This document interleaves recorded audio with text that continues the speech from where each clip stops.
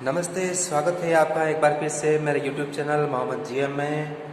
और आज जो हम देखने जा रहे हैं राजनीति विज्ञान कक्षा 12 की पाठ्य पुस्तक से जो हमारा जो नेक्स्ट चैप्टर है वो है राज्य स्तरीय प्रशासन 73 और 74 कॉन्स्टिट्यूशनल अमेंडमेंट्स संविधान संशोधन और राज्य स्तरीय शासन यानी कि राज्य सरकार और राज्य सरकार के प्रशासन के बारे में हम देखेंगे। तो वीडियो शुरू करने से पहले आप सबसे रिक्वेस्ट है आप मेरे इस चैनल मोहम्मद जीएम को सब्सक्राइब जरूर करें और इस वीडियो को लाइक शेयर और सब्सक्राइब करना न भूलें। इसको लाइक करें और शेयर जरूर करें। तो चलिए शुरू करते हैं राज्य स्तरीय प्रशासन आपका नया चैप्टर। और सबसे पहले इसमें देखते हैं राज्य प्रशासन। राज्य प्रशासन के अंतर्गत आप देखिए राज्य प्रशासन या राज्य सरकार, ठीक है। अपने भारत में जो शक्तियों का विभाजन किया गया है संघ और राज्यों के अंतर्गत। संघ के अंतर्गत हम कार्यपालिका, व्यवस्थापिका, संघीय न्यायपालिका हम देख चुके हैं, सर्वोच्च न्यायपालिका देख चुके हैं। अब देखते हैं राज्य सरकार के बारे में। तो संघ के समान ही राज्य का प्रशासन भी, ये देखिए 3 पार्ट हैं, कार्यपालिका, व्यवस्थापिका और न्यायपालिका। यही तीनों यहाँ पर भी होते हैं। तो कार्यपालिका के अंतर्गत राज्यों में भी संसदीय कार्यपालिका अपनाई गई है। जिस प्रकार से संघ में संसदीय कार्यपालिका होती है, संसदीय कार्यपालिका में क्या होता है, एक नाम मात्र की कार्यपालिका होती है और दूसरी वास्तविक कार्यपालिका होती है। तो इसी तरह से राज्यों में भी 2 प्रकार की कार्यपालिका होती है, एक नाम मात्र की, ठीक है, और दूसरी होती है वास्तविक कार्यपालिका। नाम मात्र की कार्यपालिका कौन होता है? राज्यपाल, जो कि राज्य का संवैधानिक प्रमुख होता है। और संघ के अंतर्गत जो संघीय कार्यपालिका होती है उसका नाम मात्र का प्रमुख कौन होता है, संवैधानिक प्रमुख कौन होता है? राष्ट्रपति होता है। और उसके राष्ट्रपति के नाम से सारी शक्तियों का प्रयोग कौन करता है? प्रधानमंत्री करता है। तो इसी तरह से राज्य में राज्यपाल नाम मात्र का होता है, संवैधानिक प्रमुख होता है और इसकी सारी शक्तियों का प्रयोग कौन करता है? मुख्यमंत्री और उसकी मंत्रिपरिषद, ये होता है राजनीतिक प्रमुख। दूसरा जो देखते हैं व्यवस्थापिका, ठीक है। अब व्यवस्थापिका के अंतर्गत केंद्र में व्यवस्थापिका के कितने सदन होते हैं? व्यवस्थापिका यानी कि संसद, केंद्र में संसद कहते हैं, ठीक है। इसके कितने सदन होते हैं? 2 सदन, राज्यसभा और लोकसभा देख चुके हैं हम। तो उसी तरह से राज्य में जो व्यवस्थापिका होती है उसको हम कहते हैं विधानमंडल, ठीक है। केंद्र में संसद कहते हैं, राज्य में विधानमंडल कहते हैं। और विधानमंडल के कितने सदन हैं? 2 सदन हैं, ठीक है। पहला विधान परिषद और दूसरा विधानसभा। विधान परिषद को उच्च सदन भी कहा जाता है और विधानसभा को निम्न सदन कहते हैं और इसको प्रतिनिधि सदन भी कहते हैं। प्रतिनिधि सदन इसलिए क्यों कहते हैं? क्योंकि इसमें जो मेंबर होते हैं विधानसभा के उनको जनता सीधे वोट देकर के भेजती है, वयस्क मताधिकार से भेजती है, ठीक है। इसलिए यह प्रतिनिधि सदन है। इसी तरह से संसद में लोकसभा प्रतिनिधि सदन होता है क्योंकि सांसदों को जनता डायरेक्ट वोट देकर के चुनाव जिता करके भेजती है। राज्यसभा के मेंबर को, इधर विधान परिषद के मेंबर को जनता डायरेक्ट वोट नहीं देती है। और तीसरा जो है राज्य प्रशासन में जो तीसरा अंग है इसका, वो है न्यायपालिका। न्यायपालिका के अंतर्गत हर राज्य का अपना एक उच्च न्यायालय है, ठीक है। हर एक राज्य का, जैसे राजस्थान उच्च न्यायालय, ठीक है, मध्य प्रदेश उच्च न्यायालय, गुजरात उच्च न्यायालय। लेकिन इसमें कुछ राज्य ऐसे भी हैं, ठीक है, जिनमें दो या 2 से अधिक राज्यों का एक उच्च न्यायालय भी है। जैसे कि महाराष्ट्र जो उच्च न्यायालय है, महाराष्ट्र के उच्च न्यायालय के अंतर्गत गोवा भी आता है, ठीक है ना। सॉरी, दमन और दीव नहीं, गोवा उच्च न्यायालय, ठीक है ना। गोवा भी मुंबई उच्च न्यायालय के अंतर्गत लगता है, ठीक है। तो उच्च न्यायालय के अधीन कौन होते हैं? जिला न्यायालय। हर जिले का न्यायालय होता है, वो जिला न्यायालय के बाद आता है खंड न्यायालय। खंड न्यायालय कौन? तहसील स्तर के न्यायालय। जैसे आपके तहसील गिरवा लगता है यहाँ पे उदयपुर में, उदयपुर शहर का तहसील गिरवा लगता है, तो गिरवा का अपना खंड न्यायालय है, ठीक है। चलिए अब बात करते हैं, तो भारतीय संविधान की हम बात करते हैं। कुछ हम देख चुके हैं, इसे एक बार फिर से देख लेते हैं, थोड़ा सा उसको रिवाइज कर लेते हैं। देखिए आप, भारतीय संविधान में क्या है, संघीय और एकात्मक व्यवस्थापिका का मिश्रण होता है। यानी कि संघीय शासन और एकात्मक शासन दोनों के गुण हमारे देश के संविधान में पाए जाते हैं। अब इसके अंतर्गत देखिए, संसदीय व्यवस्था हमारे यहाँ अपनाई गई है, ठीक है। अब संसदीय व्यवस्था के अंतर्गत क्या है कि एक तरफ केंद्र है और दूसरी तरफ राज्य है। इनके बीच में क्या हुआ है, शक्तियों का विभाजन किया गया है। 3 सूचियाँ मैंने आपको बताई है, संघ सूची, समवर्ती सूची और राज्य सूची, 3 सूचियाँ होती है। अब केंद्र सरकार या संघ सरकार किस पर कानून बनाती है, संघ सूची, समवर्ती सूची और अवशिष्ट विषय जो संघ सूची में भी नहीं है, समवर्ती सूची में भी नहीं है और जो राज्य सूची में भी नहीं है। तो ऐसे विषय जो इन तीनों सूचियों में नहीं है वो कहलाते हैं अवशिष्ट विषय। तो इनके ऊपर कौन संघ की सरकार कानून बनाती है। अब केंद्र में जो कार्यपालिका होती है, नाम मात्र की या संवैधानिक और वास्तविक, ठीक है। तो नाम मात्र की राष्ट्रपति और वास्तविक प्रधानमंत्री। तो शासन की समस्त शक्तियाँ किसमें निहित होती है, राष्ट्रपति में, ये संघ में या केंद्र में। और इन शक्तियों का प्रयोग वास्तव में करता कौन है, वो करता है प्रधानमंत्री और इसकी मंत्रिपरिषद करती है, ठीक है।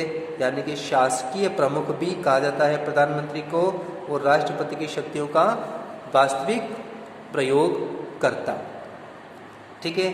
अब बात करते हैं राज्य के बारे में, ठीक है, केंद्र और राज्य। तो संसदीय व्यवस्था केंद्र में भी है और संसदीय व्यवस्था राज्य में भी है।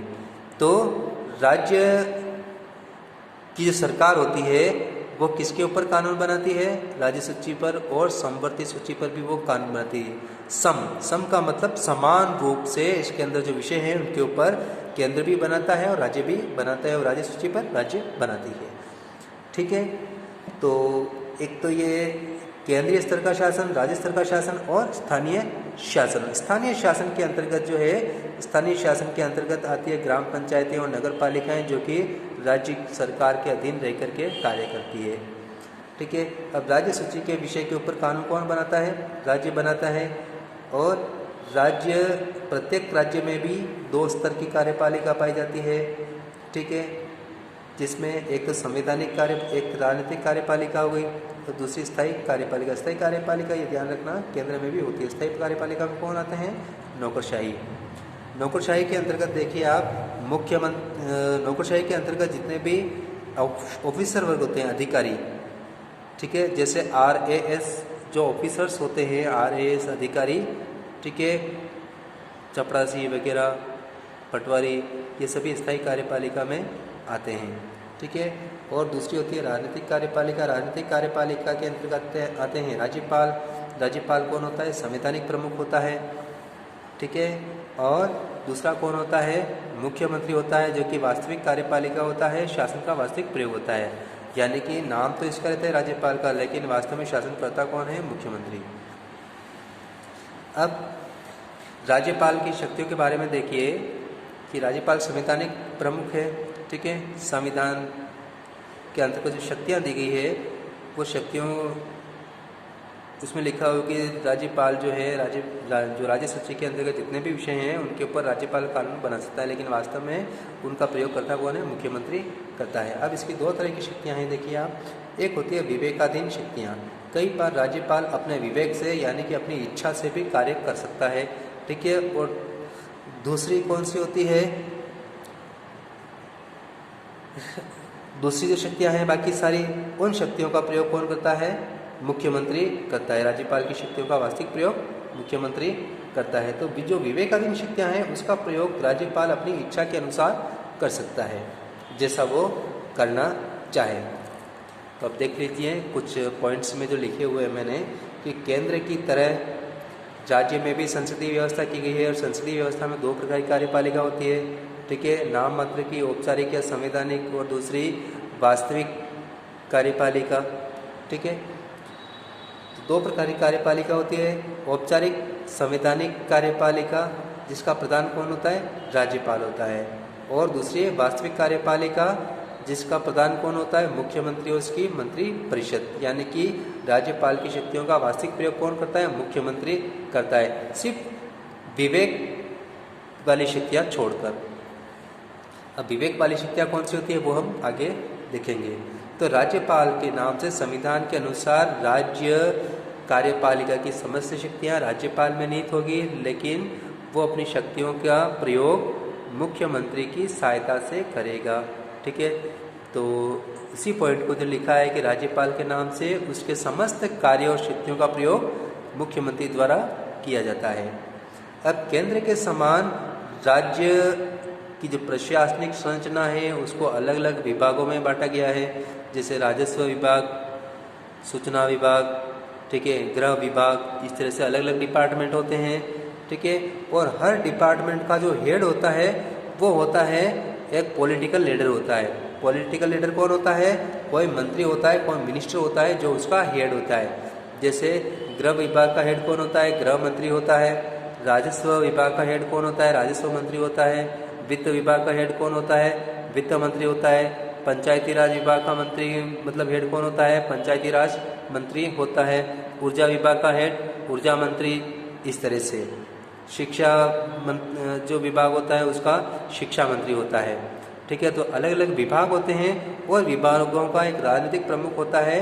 कौन होता है? कोई मंत्री होता है, लेकिन उसको उस मंत्री को सलाह देने के लिए एक स्थायी कार्यपालिका यानी कि एक स्थायी व्यक्ति होता है, नौकरशाह होता है। ठीक है, जो उसका सचिव होता है, सेक्रेटरी होता है।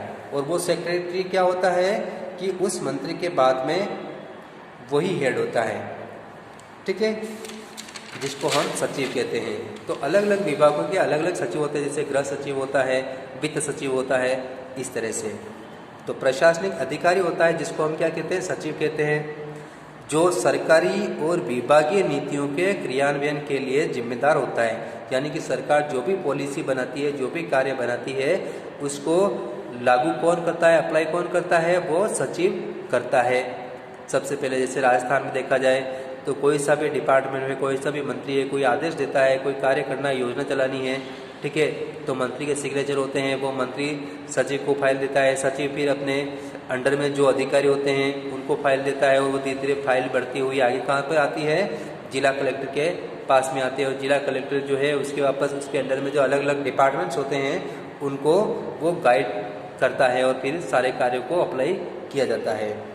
तो भारतीय संविधान संघ की इकाइयों के लिए प्रशासनिक स्वायत्तता तो देता है, यानी कि कुछ मामलों में संविधान ने राज्यों को आज़ादी से काम करने की शक्ति दी है। मतलब संघ जो राज्य सूची के जो विषय हैं उन राज्य सूची के विषयों पर उनको अधिकार दिए हैं कि वो अपने हिसाब से काम कर सकते हैं, ये स्वायत्तता उनको दी है। लेकिन ये स्वायत्तता कभी भी राष्ट्रीय हित के खिलाफ या राष्ट्रीय हित के एकता के खिलाफ नहीं जाएगी। यानी कि राज्यों को विधानसभाओं को कानून बनाने का अधिकार है, लेकिन कोई भी राज्य या किसी भी राज्य की विधानसभा या मुख्यमंत्री भी हो गया, वो कभी भी भारत के खिलाफ नहीं जा सकते। वो ये नहीं कह सकते कि हम एक अलग देश हैं, वो ऐसा नहीं कर सकते। और ना ही उस राज्य की विधानसभा इस तरह का आज़ादी का कोई प्रस्ताव पारित कर सकती है। तो उनको शक्तियां तो दी है राज्य सरकारों को, लेकिन विधानसभाओं को भी शक्तियां दी है, लेकिन वो भारत की एकता के खिलाफ नहीं होगी।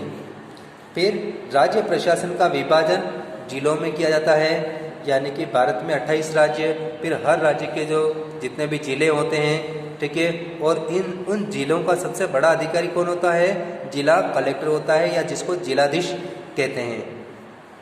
ठीक है, तो विभाजन जिलों में किया जाता है और उसका दायित्व जिला प्रशासन, ठीक है, राज्य प्रशासन के बाद जिला प्रशासन आ जाएगा, और उसका दायित्व कानून व्यवस्था बनाए रखना, राजस्व एकत्र करना, विकास कार्यों को क्रियान्वित करना, यह सभी कार्य होता है किसका? जिला प्रशासन का। ठीक है, जिला प्रशासन ये सारे कार्य करता है।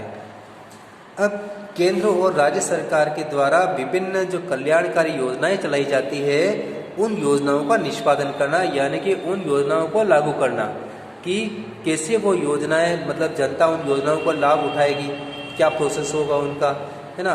तो ये सारा काम जो होता है जिला प्रशासन का होता है, और जिला प्रशासन का हेड कौन होता है? जिला कलेक्टर। जिला कलेक्टर का यह दायित्व होता है कि वो इन योजनाओं को लागू करे। अब केंद्र सरकार जो योजनाएं बनाएगी उनको भी लागू करना जिला कलेक्टर का काम होता है और राज्य सरकार की योजना भी यही आगे बढ़ाता है। तो सारा दायित्व इसी का होता है। तो ये व्यक्ति क्या करता है कि राज्य सरकार और केंद्र सरकार दोनों का कार्य करता है और दोनों के कार्यों में ये समन्वय बिठा करके काम करता है, तालमेल से काम करता है। इसके ऊपर दोनों ही सरकारों की जिम्मेदारी होती है, उनके कार्यों की जिम्मेदारी होती है। अब बात करते हैं आगे 73rd एंड 74th संवैधानिक संशोधन, यानी कि 73वां और 74वां का जो संविधान संशोधन हुआ था, उन संविधान संशोधनों के बाद जिला प्रशासन की भूमिका, उसका दायित्व, अधिकार और शक्तियाँ भी काफ़ी बढ़ी है। ठीक है, इसमें ग्राम पंचायतों का दायित्व भी आ गया है उनके ऊपर, नगर पालिकाओं का दायित्व भी उनके ऊपर आ गया है। ठीक है ना, जैसे उनमें चुनाव करवाना, चुनाव संबंधी सारी प्रक्रिया को पूरी करवाना, फिर जो स्थानीय शासन के अंतर्गत जो भी विकास योजनाएं बनती है, नगर पालिकाओं में विकास की योजनाएं बनाई जाती है, ग्राम पंचायतों में विकास की योजनाएं बनाई जाती है। ठीक है, वो सारी की सारी जो है धीरे धीरे कलेक्टर के पास आती है। कलेक्टर फिर राज्य सरकार की अनुमति लेकर के वापस उनको उन गाँवों में, उन नगर पालिकाओं में विकास कार्यों को आगे गति प्रदान करता है। तो स्थानीय स्वशासन और जिला प्रशासन के बीच में अगर संपर्क का कोई सूत्र होता है तो वो होता है जिलाधीश होता है, जिला कलेक्टर होता है। तो राज्य प्रशासन की जो विशेषताएं होती है, इस आधार पर अगर हम देखें तो पहली बात तो स्वतंत्र प्रशासनिक अस्तित्व होता है। स्वतंत्र प्रशासनिक अस्तित्व का मतलब कि राज्य सरकार द्वारा अपना कामकाज जो चलाया जाता है उसके लिए राज्य सरकार अलग से अपने अधिकारियों की भर्ती करती है और अधिकारियों की भर्ती करने के लिए जो बड़े स्तर के जो अधिकारी जो भर्ती होती है वो होती है RPSC के माध्यम से।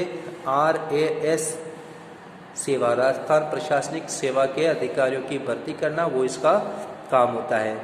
ठीक है, तो स्वतंत्र प्रशासनिक अस्तित्व होता है। अपने अलग से कर्मचारी होते हैं जो IAS IPS जो अधिकारी होते हैं, IAS और IPS अधिकारी ये होते हैं सेंट्रल गवर्नमेंट के अधिकारी होते हैं, केंद्र सरकार के अधिकारी होते हैं। और RAS अधिकारी और दूसरे छोटे मोटे अधिकारी जितने भी होते हैं वो राज्य सरकार के अधिकारी होते हैं। और ये जो होते हैं ये वापस इनके नियंत्रण में काम करते हैं, इनसे ऊपर IAS IPS ऑफिसर्स होते हैं। ठीक है, तो इनका अलग अस्तित्व होता है प्रशासनिक सेवाओं का, प्रशासनिक अधिकारियों का। फिर पृथक संविधान, यानी कि राज्यों के लिए अलग से संविधान नहीं है। ठीक है, पूरे भारत का एक ही संविधान है। राज्यों के अधिकार, शक्तियाँ, ठीक है, उनके विषय, वो कौन कौन से विषयों पे कानून बनाएंगे, ये सारी की सारी बातें, किस तरह से राज्य सरकार का गठन होगा, कैसे चुनाव प्रक्रिया होगी राज्य सरकार के लिए, ठीक है ना, वो सारी की सारी बातें जो भारत का संविधान है उसी में बता दी है। अलग से संविधान नहीं बनाया है राज्यों का। ठीक है, तो पृथक संविधान नहीं है। तीसरा, आपातकाल में केंद्रीय प्रशासन के अधीन, जब भी राष्ट्रपति आपातकाल लगाता है, ठीक है, अनुच्छेद 352, अनुच्छेद 356, अनुच्छेद 360, इनके अंतर्गत जब भी आपातकाल की घोषणा होगी उस समय सीधे राष्ट्रपति के ऑर्डर से, यानी कि केंद्र सरकार के ऑर्डर से राज्य प्रशासन कार्य करेगा। यानी कि उस समय जिला कलेक्टर जयपुर से ऑर्डर नहीं लेगा, वो सीधे दिल्ली के ऑर्डर पे काम करेगा, प्रेसिडेंट के ऑर्डर पे काम करेगा, सेंट्रल गवर्नमेंट के ऑर्डर पे काम करेगा। ठीक है, तो जब भी आपातकाल लगता है केंद्रीय प्रशासन के अधीन हो जाता है। फिर राज्य प्रशासन विकास प्रशासन का परिचायक होता है, यानी कि राज्य में विकास को गति देना, विकास की योजनाएं पूरी करवाना, तो इसकी जिम्मेदारी होती है राज्य प्रशासन की। ठीक है, तो राज्य सरकार की जिम्मेदारी होती है एक राज्य में अपने राज्य का विकास करना, राज्य सरकार की जिम्मेदारी है। फिर जन सहभागिता का पर आधारित होता है, यानी कि वास्तविक अर्थों में अगर जनता सहभागिता करती है तो वो सबसे सक्रिय सहभागिता करती है राज्य स्तर पर, स्टेट लेवल पर करती है। और स्टेट लेवल में भी जो स्थानीय शासन होता है उसके अंतर्गत जनता की सीधी भागीदारी होती है। ठीक है, चाहे वो ग्राम पंचायत हो, चाहे नगर पालिका हो, वार्ड सभा होती है, ग्राम सभा होती है, और सीधे जनता शासन कार्यों में भाग लेती है, इसलिए यह जन सहभागिता पर आधारित है। फिर सचिवालय, सचिवालय का मतलब पूरे राज्य का जो शासन संचालित होता है, ठीक है, उस शासन की धुरी या उसका केंद्र, सेंटर कौन होता है? सचिवालय होता है। सचिवालय भी कौन सा? मुख्यमंत्री सचिवालय। सारे अधिकारी, कर्मचारी, बड़े बड़े लोग, जनता इसी मुख्यमंत्री के ऑफिस के चक्कर काटती है, ठीक है ना। तो ये राज्य प्रशासन की धुरी होता है।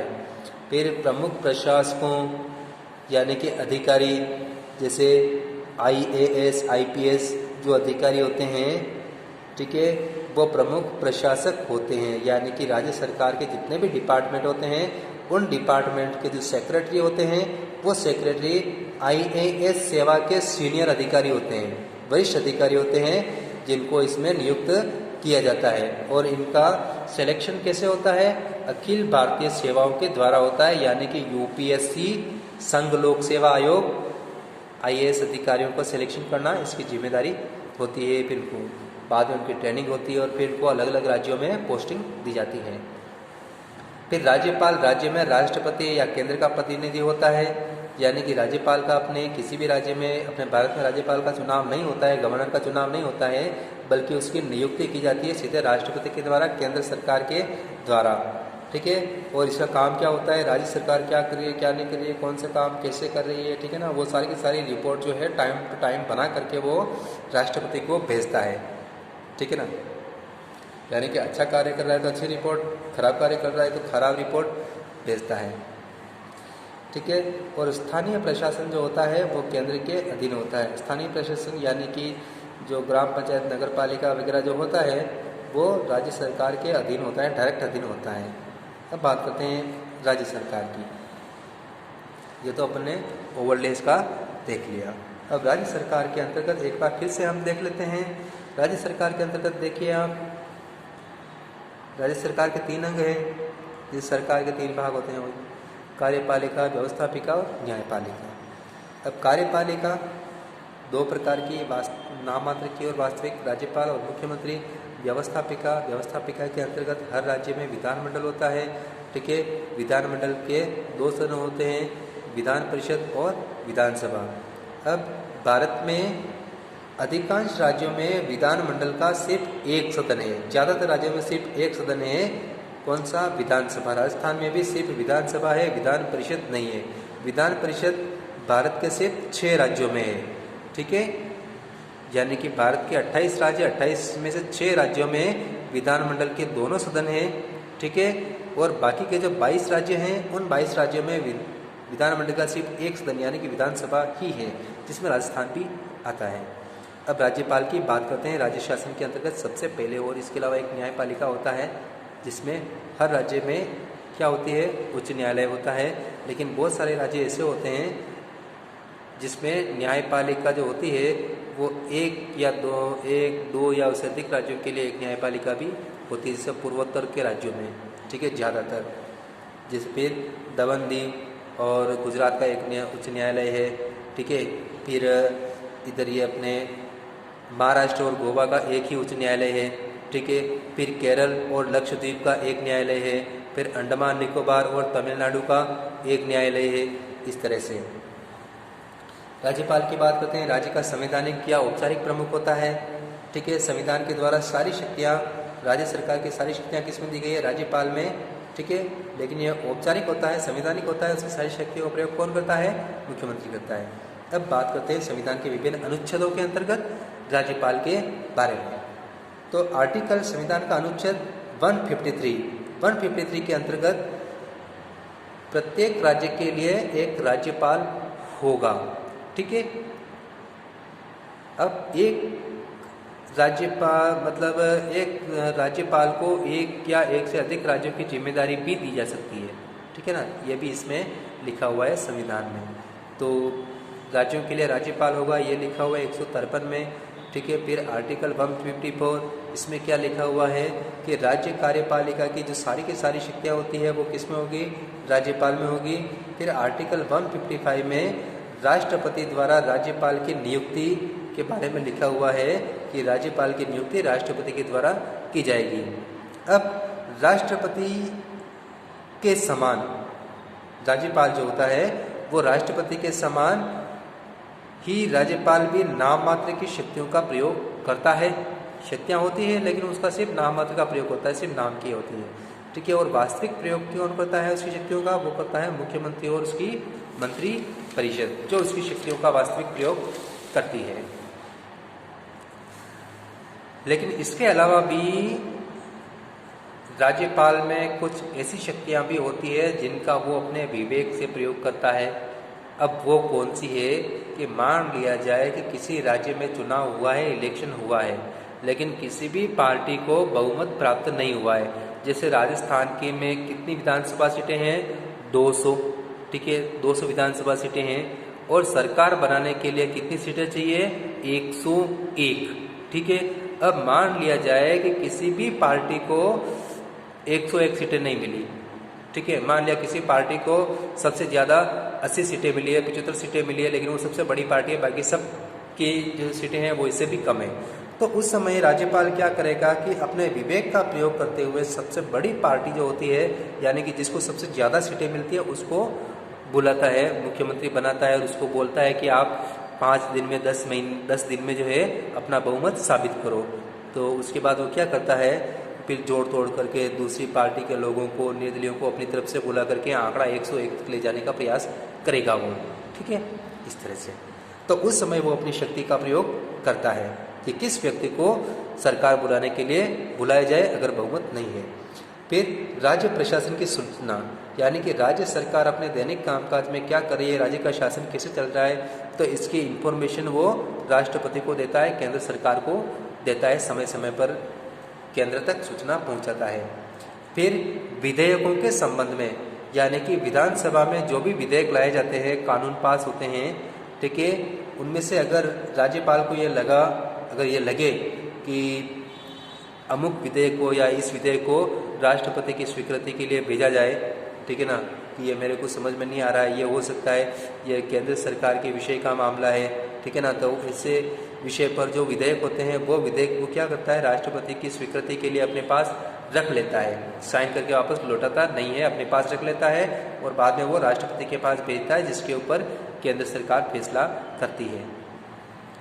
फिर राज्य में संवैधानिक तंत्र की विफलता। संवैधानिक तंत्र की विफलता का मतलब होता है कि अगर राज्यपाल को ये लगे कि संविधान में जो कुछ भी लिखा हुआ है, संविधान के जो प्रावधान हैं, उन प्रावधानों के हिसाब से राज्य सरकार शासन नहीं कर रही है, मुख्यमंत्री काम नहीं कर रहा है, मंत्री काम नहीं कर रहे हैं, तो उसको जो है वो संविधान की विफलता समझता है और उस विफलता की सूचना वो राष्ट्रपति को देता है, ठीक है। और अगर मान लिया जाए कि इस रिपोर्ट के आधार पर अगर राष्ट्रपति वहाँ पे क्या करेगा, आर्टिकल 356 का प्रयोग करेगा, राज्य सरकार को और विधानसभा को बर्खास्त कर दिया जाएगा और सारा शासन राष्ट्रपति के नाम से किया जाएगा राज्यपाल के द्वारा, जब तक कि नए चुनाव नहीं हो जाते और नई सरकार नहीं बन जाती।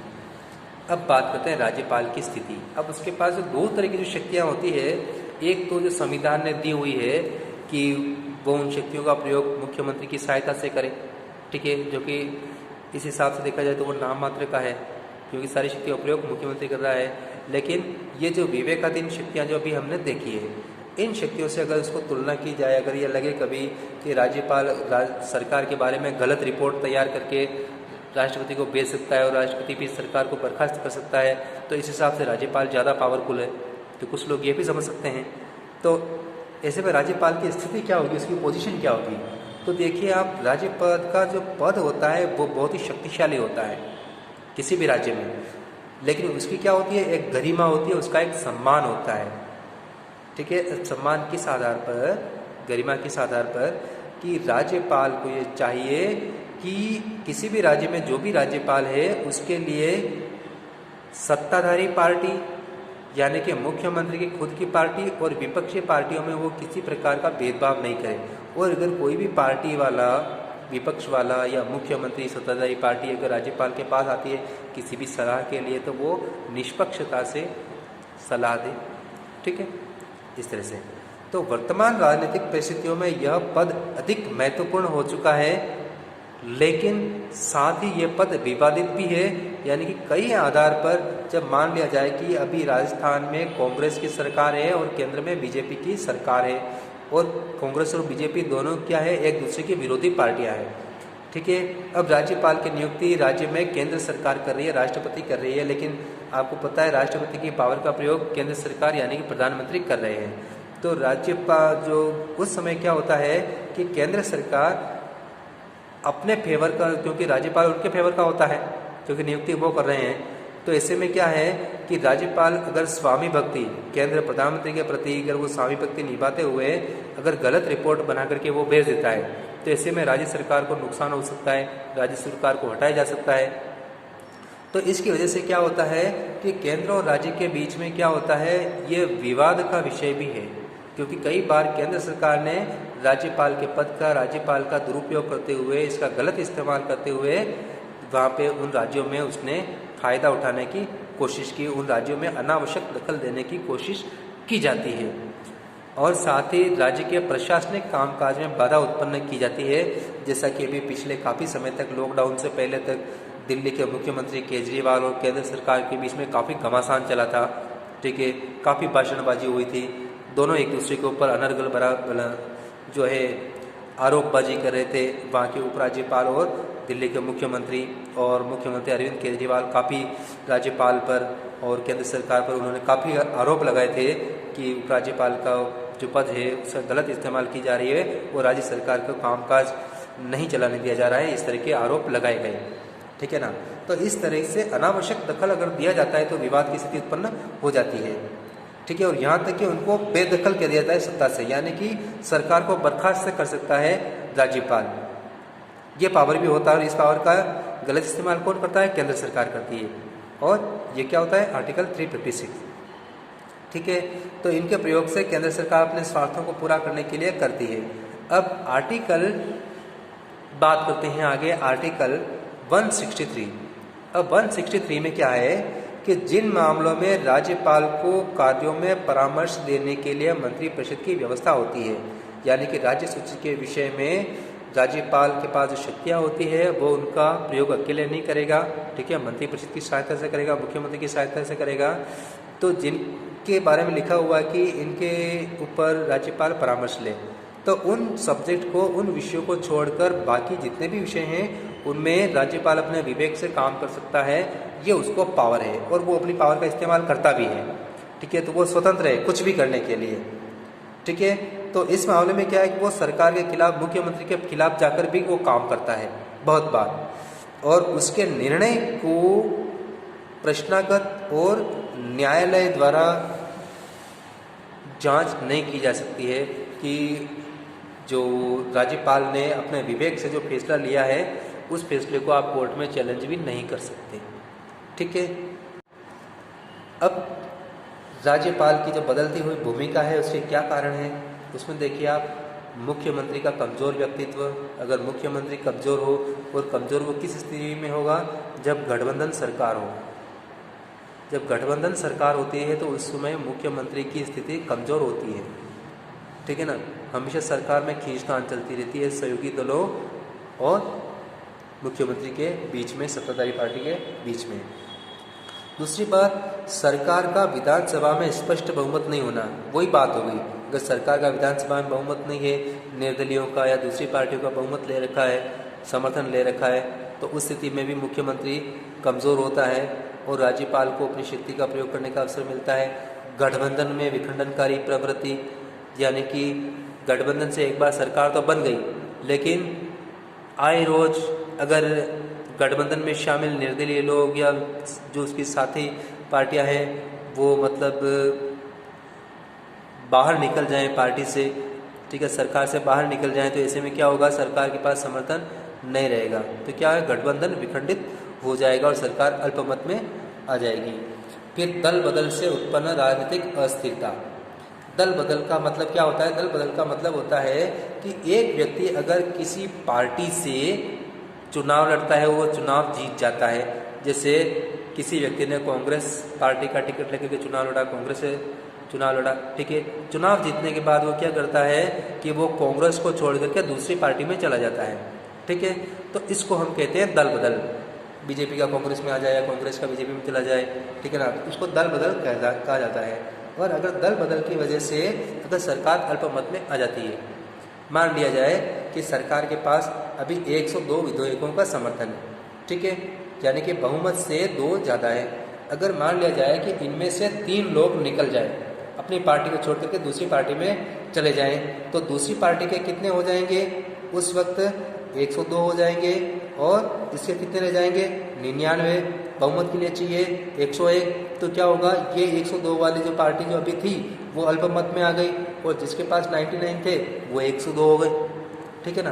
तो ऐसे में क्या होगा, सरकार गिर जाएगी, तो उससे राजनीतिक अस्थिरता उत्पन्न हो जाएगी।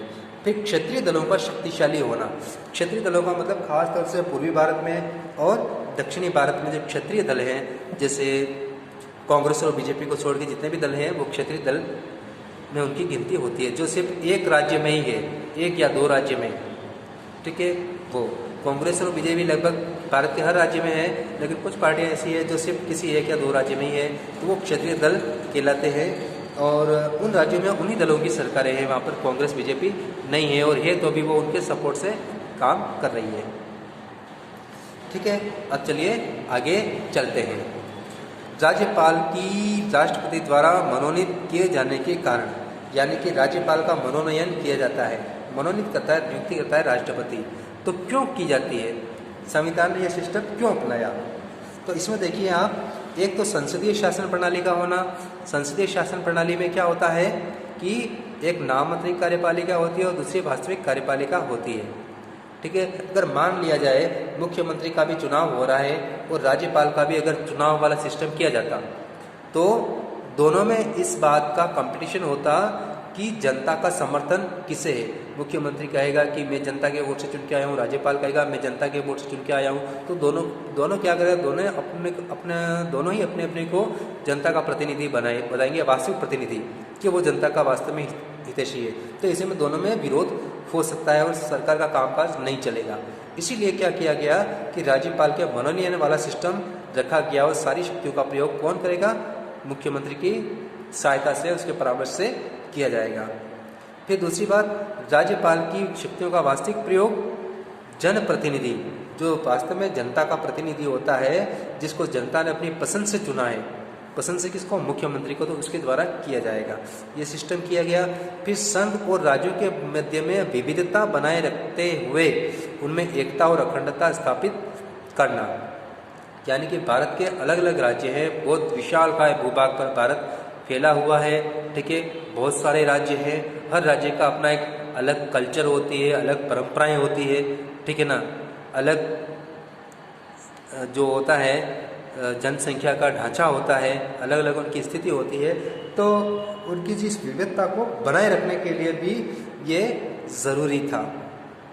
इसलिए फिर नेक्स्ट जो है, स्वतंत्र, निष्पक्ष और मध्यस्थ निर्णायक, यानी अगर पक्ष और विपक्ष के बीच में किसी प्रकार का विवाद हो, तो उस स्थिति में वो एक निष्पक्ष मध्यस्थ के रूप में वो अपना परामर्श दे सके, उचित परामर्श, चाहे वो सत्ताधारी पार्टी हो चाहे वो विपक्षी पार्टी हो, यानी कि राय देना क्या सही है क्या गलत है, ठीक है ना। अगर मान लिया जाए राजस्थान में कांग्रेस, राज्यपाल की स्थिति के संबंध में नियुक्ति के संबंध में जो स्थापित परंपराएं कौन कौन सी हुई है अभी तक, वो देख लेते हैं कि 1950 के बाद जो राज्यपाल की नियुक्ति का सिस्टम शुरू हुआ संविधान के अंतर्गत, तो इसमें बहुत सारी बातों का ध्यान रखा जाता है, ठीक है ना।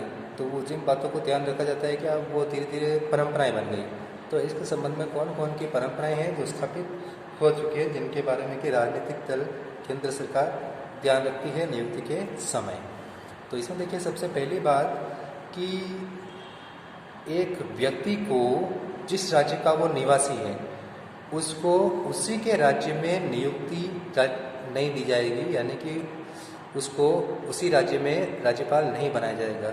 जैसे कोई ऐसा व्यक्ति जो राजस्थान का निवासी है उसको राजस्थान का राज्यपाल नहीं बनाया जाएगा, क्योंकि जो हर व्यक्ति होता है किसी न किसी पार्टी के साथ उसकी निष्ठा जुड़ी होती है, वो किसी न किसी पार्टी को सपोर्ट करने वाला होता है। जैसे मान लिया जाए कि कोई बीजेपी का व्यक्ति है, राजस्थान का निवासी बीजेपी को समर्थन करने वाला व्यक्ति है, जिसकी विचारधारा बीजेपी से मिलती जुलती है, उसकी विचारधारा का समर्थन करता है, और अगर उसी व्यक्ति को अगर राजस्थान का राज्यपाल बनाया जाता है और अगर सरकार बन जाती है कांग्रेस की, ठीक है ना, तो दोनों क्या है कि एक दूसरे के काम में टांग अड़ाने की कोशिश करेंगे। तो इसलिए ये एक परंपरा साबित कर दी गई है कि एक व्यक्ति को उसके निवास के राज्य में राज्यपाल नहीं बनाया जाएगा। दूसरी बात, जब राज्यपाल की नियुक्ति की जाएगी, ठीक है ना, तो राज्यपाल की नियुक्ति से पहले उस राज्य के मंत्रिमंडल या कहा जाए उस राज्य के मुख्यमंत्री से परामर्श किया जाए। ठीक है, जैसे राजस्थान में किसी व्यक्ति को राज्यपाल बनाया जाता है तो ये एक सिस्टम बनाने की कोशिश की गई कि मुख्यमंत्री से परामर्श किया जाए, उसके बाद ही इसको राज्यपाल बनाया जाए।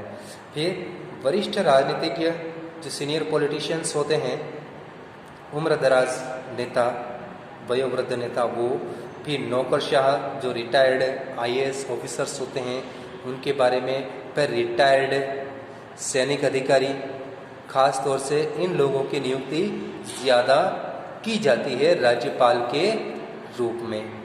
फिर एक व्यक्ति को एक बार ही राज्यपाल बनाया जाए, ठीक है, यानी कि एक व्यक्ति सिर्फ एक बार ही, यानी कि सिर्फ 5 साल तक ही वो राज्यपाल रहे, उसके बाद उसको दोबारा किसी राज्य का राज्यपाल न बनाया जाए। ठीक है, अब इस दौरान क्या है, जैसे भारत में होता है, एक राज्यपाल के पास एक से ज़्यादा राज्य हो सकते हैं। जैसे कई बार जैसे किसी राज्य के राज्यपाल का पद खाली चल रहा है, जैसे गुजरात के राजस्थान का पद खाली हो गया या हरियाणा के राज्यपाल का पद खाली हो गया, तो उस स्थिति में क्या होता है कि हरियाणा या गुजरात के राज्यपाल का जो काम होता है वो राजस्थान के राज्यपाल को दे दिया जाए या किसी दूसरे राज्य के राज्यपाल को दे दिया जाए। ठीक है ना, तो उस समय क्या करेगा कि वो एक ही समय में 2 राज्यों का कामकाज संभालेगा।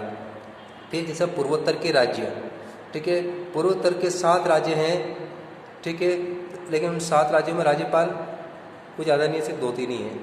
ठीक है, इस तरह से तो एक व्यक्ति को एक से अधिक राज्यों का राज्यपाल भी बनाया जा सकता है। अब देखते हैं राज्यपाल की पावर्स के बारे में, राज्यपाल की शक्तियाँ कौन कौन सी है, उन शक्तियों के बारे में देखते हैं। तो राज्यपाल की शक्तियों के संबंध में देखिए, एक तो राष्ट्रपति के समान ही राज्य का वो संवैधानिक प्रमुख होता है, संवैधानिक प्रधान होता है। ठीक है, और उसकी शक्तियों का वास्तविक प्रयोग कौन करता है, मुख्यमंत्री होता है। बिल्कुल राष्ट्रपति के समान ही है, सिर्फ कूटनीतिक, सैनिक, कूटनीतिक यानी डिप्लोमेटिक, फिर जो सैनिक शक्तियाँ हैं और संकटकालीन शक्तियाँ यानी कि जो आपातकालीन जो शक्तियाँ होती है उनको छोड़ करके बाकी सभी शक्तियों के मामले में राष्ट्रपति और राज्यपाल एक जैसे हैं। राज्यपाल कूटनीतिक, सैनिक और संकटकालीन शक्तियों का वो प्रयोग नहीं करता है, ये सिर्फ राष्ट्रपति के विषय के होते हैं। इनको छोड़ दिया जाए तो राष्ट्रपति राज्यपाल के एक समान कार्य होते हैं, एक ही तरह से दोनों संवैधानिक प्रमुख होते हैं। ठीक है, अब सबसे पहले देखते हैं कार्यपालिका शक्तियाँ। बिल्कुल राष्ट्रपति के समान, सिर्फ अनुच्छेद अलग अलग हो जाएंगे। ठीक है, तो आर्टिकल 154 अनुच्छेद 154 के अंतर्गत राज्य की कार्यपालिका जो शक्तियाँ होती है वो सारी की सारी राज्यपाल में नहीं होती है, लेकिन उनका प्रयोग वो स्वयं या अपने अधीनस्थ अधिकारी, अधीनस्थ अधिकारी कौन, मुख्यमंत्री और उसकी मंत्रिपरिषद, ठीक है, अधीनस्थ अधिकारियों के माध्यम से करेगा।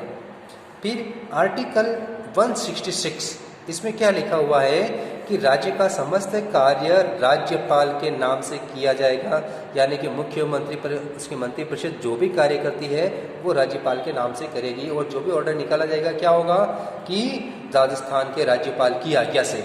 वहाँ पे ये नहीं लिखा होता है कि राजस्थान के मुख्यमंत्री की आज्ञा से, ऐसा नहीं लिखा होता है, और केंद्र में भी भारत के प्रधानमंत्री की आज्ञा से लिखा हुआ नहीं होता है, वो लिखा होता है भारत के राष्ट्रपति की आज्ञा से। ठीक है, शक्तियाँ किसकी, राष्ट्रपति के, इसलिए नाम उसका लग रहा है, लेकिन प्रयोग कौन कर रहा है, मुख्यमंत्री प्रधानमंत्री कर रहे हैं। तो यहाँ पर भी मुख्यमंत्री करता है, लेकिन नाम किसका रहता है, राज्यपाल का। तो शासन संचालन के लिए मंत्रियों में विभागों का बंटवारा भी करता है, जो अलग अलग डिपार्टमेंट्स होते हैं, जैसे कोई होम मिनिस्ट्री हो गया, ठीक है, एनर्जी मिनिस्टर हो गया, कोई दूसरे सामाजिक कार्य मंत्री हो गया, इस तरह से पंचायती राज मंत्री है, वित्त मंत्री है ना, इस तरह से खाद्य और आपूर्ति विभाग का मंत्री है, इस तरह से। तो अलग अलग विभाग के जो मिनिस्टर्स होते हैं उन मिनिस्टर्स को नियुक्त करना किसका काम होता है, राज्यपाल का काम होता है। अब देखिए आगे अनुच्छेद 163 आर्टिकल 163 के अंतर्गत राज्यपाल को उसके कार्यों में, यानी कि राज्य समस्त कार्यपालिका शक्ति राज्यपाल में है, लेकिन वो स्वयं इन शक्तियों का प्रयोग नहीं कर सकता है। ठीक है, इसलिए क्या है कि उसको परामर्श देने के लिए कौन होता है, मंत्रिपरिषद होती है, जिसका मुखिया होता है मुख्यमंत्री। ठीक है, मंत्रिपरिषद का हेड कौन होता है, सीएम होता है, चीफ मिनिस्टर होता है। फिर आर्टिकल 164 164वां अनुच्छेद क्या कहता है कि मुख्यमंत्री की नियुक्ति की जाएगी किसके द्वारा, राज्यपाल के द्वारा। ठीक है, और बाद में मुख्यमंत्री की सलाह से उसके परामर्श पर राज्यपाल अन्य मंत्रियों की नियुक्ति करता है। ठीक है, तो मुख्यमंत्री अपनी ही पार्टी के या अपने गठबंधन के जो लोग होते हैं उनमें से कुछ लोगों के नामों की एक लिस्ट राज्यपाल को सौंपता है, और उस लिस्ट में जितने लोगों के नाम होते हैं उनको राज्यपाल जो है मंत्री बना देता है। अब आगे देखिए, मुख्यमंत्री और मंत्रिपरिषद ये दोनों ही राज्यपाल के प्रसाद पर्यंत, यानी कि राज्यपाल की इच्छा तक अपने पद पर रहते हैं। राज्यपाल की इच्छा का मतलब जो यहाँ पर होता है, जब तक मुख्यमंत्री और उसकी मंत्रिपरिषद का विधानसभा में बहुमत है, यानी कि जब तक उनकी पार्टी का बहुमत है विधानसभा में, तब तक क्या है वो मुख्यमंत्री और मंत्रिपरिषद बने रहेंगे। बाकी जैसे उनका बहुमत खत्म होता है उनको इस्तीफा देना पड़ेगा। अब शासन के मामलों में सूचना प्राप्त करने का अधिकार, यानी कि सरकार या उसका मिनिस्टर जो भी कोई कार्य कर रहा है या किसी डिपार्टमेंट में जो भी काम हो रहा है, किसी भी संबंध में राज्यपाल सूचना प्राप्त कर सकता है, सूचना मांग सकता है। मुख्यमंत्री को बोलेगा कि आप हमें इस डिपार्टमेंट के इस संबंध में आप हमें सूचना प्रदान कीजिए, तो मुख्यमंत्री का कर्तव्य होता है कि वो उसको सूचना प्रदान करे मुख्य राज्यपाल के मांगने पर भी। और राज्यपाल नहीं भी मांगे तो भी समय समय पर मुख्यमंत्री राज्य के शासन के संबंध में सूचना प्रदान करता है राज्यपाल को। ठीक है, तो मुख्यमंत्री द्वारा स्वयं भी सरकार के निर्णय, सरकार जो भी फैसले लेती है उसके संबंध में राज्यपाल को सूचना देता है। ठीक है, और अगर राज्यपाल को यह लगता है कि सरकार के किसी मंत्री ने कोई फैसला लिया है, ठीक है, और जो उसने फैसला लिया है उसके बारे में हो सकता है मुख्यमंत्री या मंत्रिपरिषद को उसका पता ही नहीं है। ठीक है, तो ऐसे में राज्यपाल क्या करता है कि उसके फैसले को, वो जो भी फैसला लेता है उसके निर्णय को मुख्यमंत्री को सौंपता है, और मुख्यमंत्री को बोलता है आप इसको अपनी मंत्रिपरिषद में रखिए और सबके विचार जानिए कि दूसरे मंत्री इसके बारे में क्या सोचते हैं।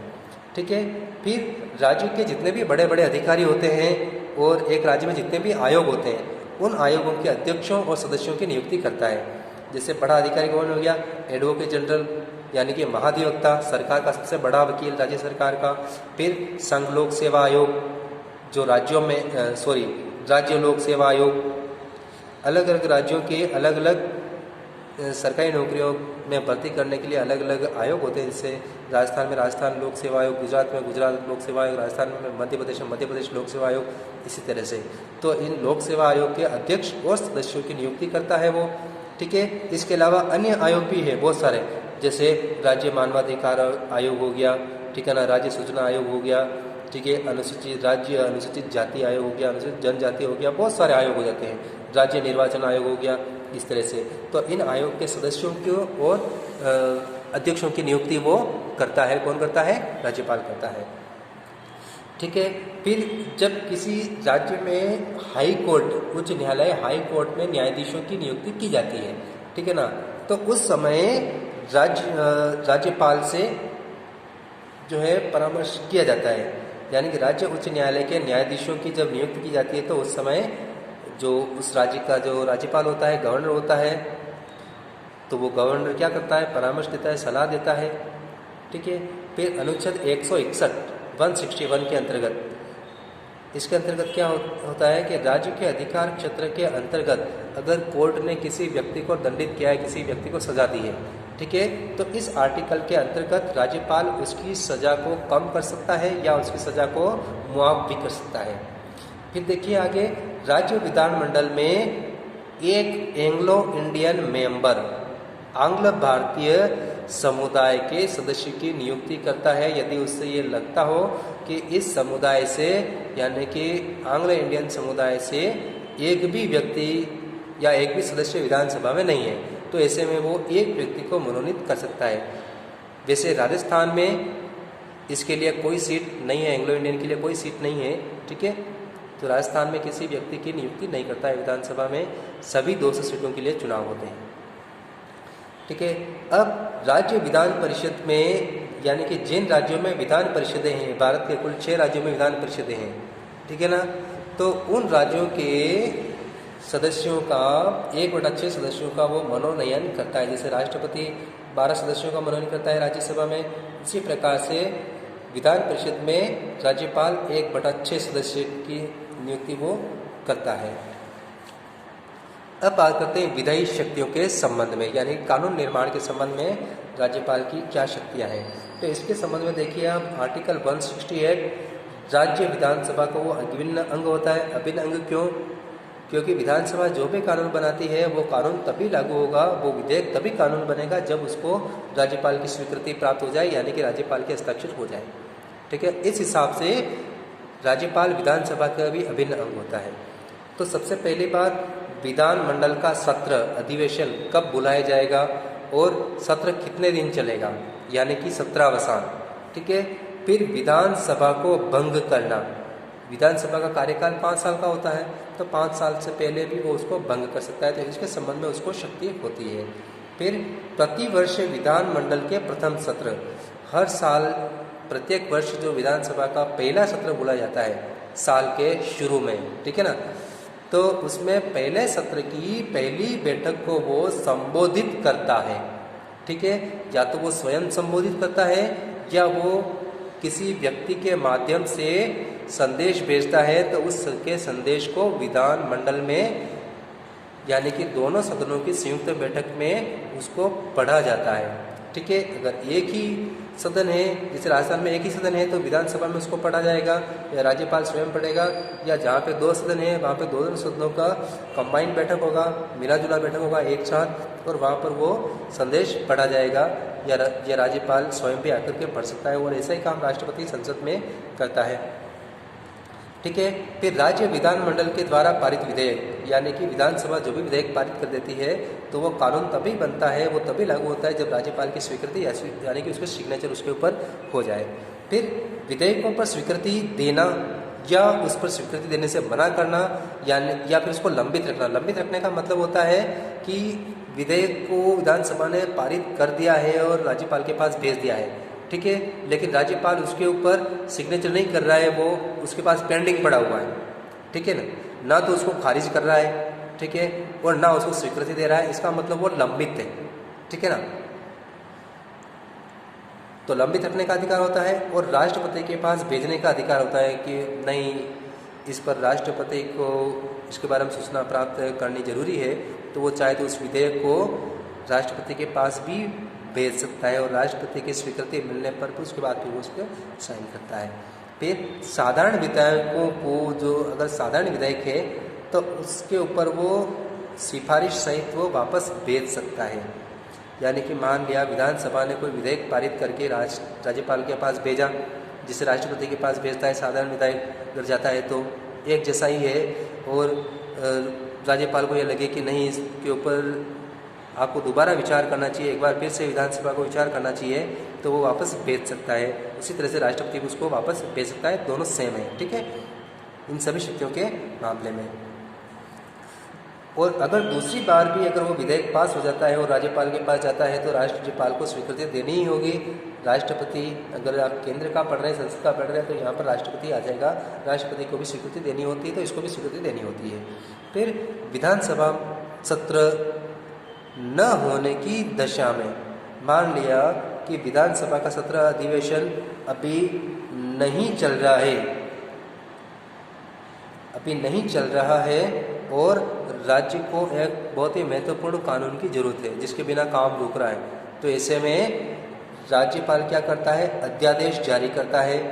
अब अध्यादेश की पावर कितनी होती है, विधानसभा जो कानून बनाती है उसी के समान अध्यादेश भी पावरफुल होता है, ठीक है। लेकिन इसमें लोचा क्या है कि इसके लिए जब भी संसद का सत्र प्रारंभ होता है, ठीक है, तो सत्र प्रारंभ होने के 6 सप्ताह के अंदर, ठीक है, 6 सप्ताह के अंदर उसको पास करवाए, सरकार उस कानून को विधानसभा में अगर पारित नहीं करवाती है तो सत्र प्रारंभ होने के 6 सप्ताह के बाद वो ऑटोमेटिक खारिज हो जाएगा। ठीक है।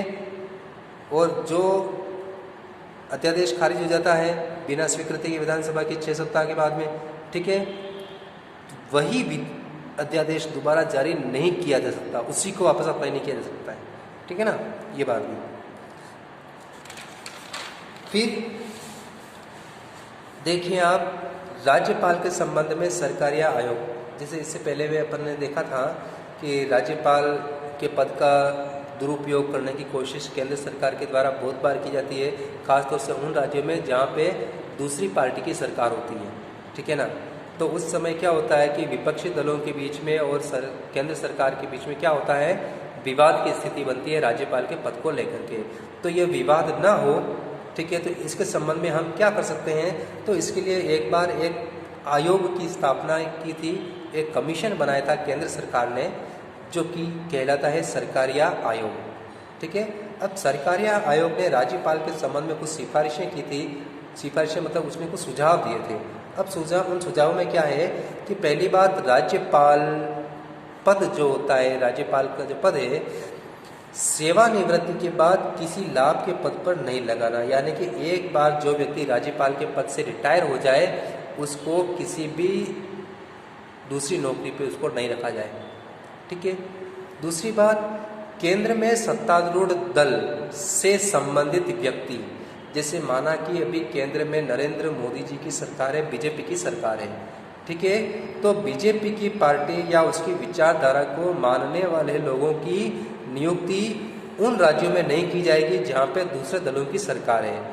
जैसे कि राजस्थान में कांग्रेस की सरकार है, तो बीजेपी से संबंधित लोगों को राजस्थान में राज्यपाल नहीं बनाया जाए, ये इसका सुझाव है। ठीक है ना, जिसको कभी अमल में नहीं लाया गया है, किसी भी पार्टी ने अमल में नहीं लाया इसको। ठीक है। फिर अनुच्छेद 155 में संशोधन किया जाए, और उस संशोधन के द्वारा क्या किया जाए कि राज्यपाल की नियुक्ति जब की जाती है तो जिस राज्य में नियुक्ति की जाए उस राज्य के राज्यपाल से परामर्श किया जाए कि अमुक व्यक्ति को हम आपके राज्य का राज्यपाल बनाए जा रहे हैं, इसके संबंध में आपके क्या सुझाव हैं। ठीक है ना, तो विचार विमर्श करने के बाद नियुक्त किया जाए। तो ये दोनों ही अभी तक सरकार ने माने नहीं है, बोली कांग्रेस की सरकार हो, इन्होंने भी इस चीज़ को नहीं माना है, और बीजेपी की सरकार, इन्होंने भी इस चीज़ को नहीं माना है, चाहे वो जब भी वो पावर में रही हो। अब कुछ मामलों में देखिए आप, राज्यपाल अगर अध्यादेश जारी करता है तो उस अध्यादेश को जारी करने से पहले उसको राष्ट्रपति की स्वीकृति मिलना अनिवार्य है। यानी कि अगर सरकार चाहती है, मुख्यमंत्री चाहता है कि अमुक विषय पे राज्यपाल अध्यादेश जारी करे, लेकिन अगर राज्यपाल को ये लगता है कि नहीं, इसके संबंध में सेंट्रल गवर्नमेंट का राय जानना आवश्यक है, तो पहले वो राष्ट्रपति के पास स्वीकृति के लिए भेजेगा, यानी केंद्र सरकार के पास स्वीकृति के लिए भेजेगा, और जब उसकी स्वीकृति मिल जाएगी उसके बाद ही राज्यपाल अध्यादेश जारी करेगा। अब राज्यपाल की वित्तीय शक्तियाँ, कार्यपालिका शक्तियाँ, विधायी शक्तियाँ, ये हो गई। अब देखते हैं वित्तीय शक्तियों के संबंध में राज्यपाल के पास कौन कौन सी पावर्स हैं। ठीक है, तो प्रत्येक वित्तीय वर्ष, यानी कि हर साल जो बजट तैयार किया जाए, वित्तीय वर्ष का विवरण जिसको कहा जाता है बजट तैयार करना, ठीक है ना, तो बजट को तैयार करना, विधानसभा में रखवाना और उसको विधानसभा से पारित करवाना, ये काम होता है राज्यपाल का। करता कौन है? मुख्यमंत्री। फिर राज्यपाल की पूर्व स्वीकृति से ही धन विधेयक विधानसभा में रखा जाता है, यानी कि जो भी धन विधेयक विधानसभा में रखा जाएगा उससे पहले राज्यपाल की स्वीकृति ली जाएगी। ठीक है, और उस स्वीकृति पत्र को उस विधेयक के साथ में अटैच करने के बाद ही विधानसभा में रखा जाएगा। फिर अनुपूरक अनुदान की मांग रखना। ठीक है, जिसे कोई भी बजट बनता है तो वो बनता है 1 अप्रैल से 31 मार्च। ठीक है ना, जो भी नया बजट बनता है वो 1 अप्रैल को लागू होता है, 31 मार्च तक रहता है। और इसमें जैसे 1 साल के लिए कोई बजट निर्धारित कर दिया, जैसे 50,000 करोड़ निर्धारित कर दिया है सरकार ने कि 1 साल में सरकार इतना खर्च करेगी। मान लिया जाए 31 मार्च से पहले मान लिया वो बजट फरवरी में ही खत्म हो गया। ठीक है, अब अभी 1 महीना और निकालना है और 1 महीना और निकालने के लिए उसको और पैसा चाहिए सरकार को, क्योंकि ये पैसा तो टाइम से पहले ख़त्म हो गया। तो जो और अतिरिक्त जो पैसा चाहिए वो कहा जाएगा अनुपूरक मांग। ठीक है, तो अनुपूरक मांग या जिसको अनुपूरक अनुदान भी कहा जाता है, तो वह अनुपूरक अनुदान विधानसभा के सामने रखी जा सकती है और ये कौन कर सकता है? राज्यपाल ही कर सकता है।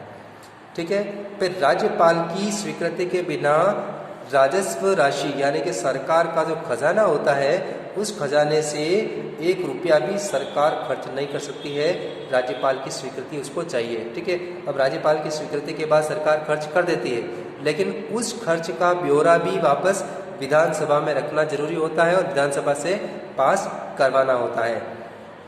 फिर जैसे भारत की संचित निधि होती है, ठीक है, उसी तरह से हर राज्य की अपनी संचित निधि होती है। तो संचित निधि से धन व्यय करना, जो उसमें पैसा पड़ा हुआ है, संचित निधि का जो खजाना होता है उसमें जो पैसा होता है उस पैसे को खर्च करना। ठीक है, और उस खर्च की स्वीकृति वापस विधानसभा से प्राप्त करना, यानी कि पहले पैसे खर्च करना उसके बाद में उसकी स्वीकृति विधानसभा से लेना।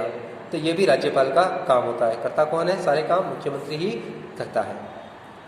ठीक है, अब राज्यपाल की न्यायिक शक्तियाँ, जैसे राष्ट्रपति की न्यायिक शक्तियाँ होती है ना, उसी प्रकार से मुख्यमंत्री की भी न्यायिक शक्तियाँ होती है, लेकिन मुख्यमंत्री की न्यायिक शक्तियाँ थोड़ी सीमित है और वो सिर्फ आर्टिकल 161 के अंतर्गत ही है। और 161 के अंतर्गत क्या होता है कि राज्य सूची के विषय में राज्य कार्यपालिका शक्ति का विस्तार, कार्यपालिका शक्ति का विस्तार का मतलब होता है कि वो सभी विषय जिनके ऊपर राज्य सरकार या राज्य की विधानसभा कानून बनाती है। ठीक है, अगर उन कानूनों को कोई व्यक्ति तोड़ता है, ठीक है, यानी कि उन कानूनों के विरुद्ध कोई जाता है और अपराध करता है, तो उस व्यक्ति के दंड को राज्यपाल कम कर सकता है या उसको खत्म कर सकता है, उसका परिहार यानी कि उसको खत्म कर सकता है। ये राज्यपाल के पास आर्टिकल 161 के अंतर्गत ये पावर उसको दी गई है। ठीक है, अब आगे देखिए आप, इसी में राज्य उच्च न्यायालय यानी कि जो स्टेट का जो हाई कोर्ट होता है, उस हाई कोर्ट के मुख्य न्यायाधीश की नियुक्ति, जो मुख्य न्यायाधीश अगर किसी को बनाया जाता है तो उसके संबंध में राष्ट्रपति उससे परामर्श करता है राज्यपाल से। फिर जिला न्यायाधीशों की नियुक्ति करना, ये राज्यपाल का काम होता है। हर जिले के जो जिला न्यायालय होता है, ठीक है, उनकी नियुक्ति करता है। खंड न्यायाधीश यानी तहसील स्तर के जो न्यायाधीश होते हैं, एसडीएम जिनको कहा जाता है, एसडीएम को, ठीक है, उनकी नियुक्ति करता है। फिर राज्यपाल पर पद पर बने रहने तक अभियोग नहीं चलाया जा सकता, यानी कि जब तक कोई व्यक्ति राज्यपाल है तब तक उसके खिलाफ कोई भी मुकदमा नहीं लाया जा सकता है। राज्यपाल पद से निवृत्त होने के बाद ही, रिटायरमेंट होने के बाद ही या फिर उसको राज्यपाल के पद से हटा दिया जाए उसके बाद ही उसके खिलाफ कोई मुकदमा चल सकता है, केस चल सकता है, बाकी नहीं चल सकता। फिर मंत्रियों के खिलाफ मुकदमे की अनुमति देना, मान लिया जाए कि राज्य सरकार का कोई मंत्री है और उसके खिलाफ कोई मुकदमा बन रहा है, पुलिस ने कोई केस दर्ज किया है, ठीक है, और अब उस मंत्री की गिरफ्तारी की जानी है, मंत्री को अरेस्ट किया जाए, ठीक है। अब अरेस्ट करने से पहले, क्योंकि वो मंत्री है, अब मंत्री को सीधे अरेस्ट तो किया नहीं जा सकता, तो पुलिस क्या करती है, पुलिस डिपार्टमेंट सरकार के पास जाता है, मुख्यमंत्री के पास जाता है, और ज़्यादातर क्या करते हैं कि सरकार अपने मंत्री के खिलाफ केस चलाने की अनुमति नहीं देती है, अपने मंत्रियों की गिरफ्तारी का वो परमिशन नहीं देती है। तो ऐसे में यदि अगर मुख्य जो मंत्री परिषद होती है वो मना कर देती है, ठीक है ना, कि आप गिरफ्तार नहीं कर सकते, तो ऐसे में राज्यपाल स्वीकृति प्रदान कर सकता है। मुख्यमंत्री के खिलाफ जाकर के राज्यपाल बोल सकता है कि आप फलाने व्यक्ति को आप गिरफ्तार कर सकते हो, ठीक है ना। तो ये उसकी विवेक वाली शक्ति है, वो अपने विवेक से ऑर्डर दे रहा है। अब अन्य शक्तियों में देखिए आप, राष्ट्रपति को राज्य में संवैधानिक तंत्र की असफलता की सूचना देना, और इस सूचना यानी कि जो असफलता की सूचना देता है, इस सूचना के आधार पर यदि उस राज्य में राष्ट्रपति शासन लागू हो जाता है, यानी कि आर्टिकल 356 घोषित कर दिया जाता है, तो उस समय राज्य का शासन राष्ट्रपति के नाम से राज्यपाल संचालित करता है, यानी कि उस समय राज्यपाल ही उस राज्य का सबसे बड़ा अधिकारी बन जाता है। सारा शासन कौन चलाता है? राज्यपाल चलाता है। किसके नाम से? राष्ट्रपति के नाम से राष्ट्रपति शासन का संचालन करता है। फिर देखिए आप, बिहार, मध्य प्रदेश, उड़ीसा में आदिम जातियाँ, जो आदिवासी जो जातियाँ हैं, उनके कल्याण से संबंधित जो भी योजनाएं बनती है, जो भी कार्य किए जाते हैं, उनके लिए वो अपनी तरफ से किसी मंत्री को नियुक्त कर सकता है। यह इन राज्यों के संबंध में उस राज्य के जो राज्यपाल होता है उसकी पावर होती है, विवेक वाली पावर होती है, ठीक है। और इसी में देखिए आप असम में सरकार और आदिम क्षेत्र जिला परिषद, असम के अंतर्गत जो असम की सरकार होती है वो, और आदिम क्षेत्र जिला परिषद, क्योंकि ज़्यादातर वहाँ पे आदिवासी जनजातियाँ बहुत हैं, ठीक है ना। तो आदिवासियों के जो अपने जिला परिषद होती है, उन जिला परिषदों के बीच में क्या होता है कि वहाँ पे जो जितनी भी खाने होती है, माइंस होती हैं, और उनसे जो भी इनकम मिलती है वो इनकम जिला परिषद के बीच में और सरकार के बीच में किस प्रकार से बांटी जाएगी। अब देखिए यहाँ पे 3 हिस्से होंगे, यानी कि सारा का सारा जो रेवेन्यू होता है, जो टैक्स होता है, वो कलेक्शन कौन करती है? सेंट्रल गवर्नमेंट करती है, ठीक है ना। केंद्र सरकार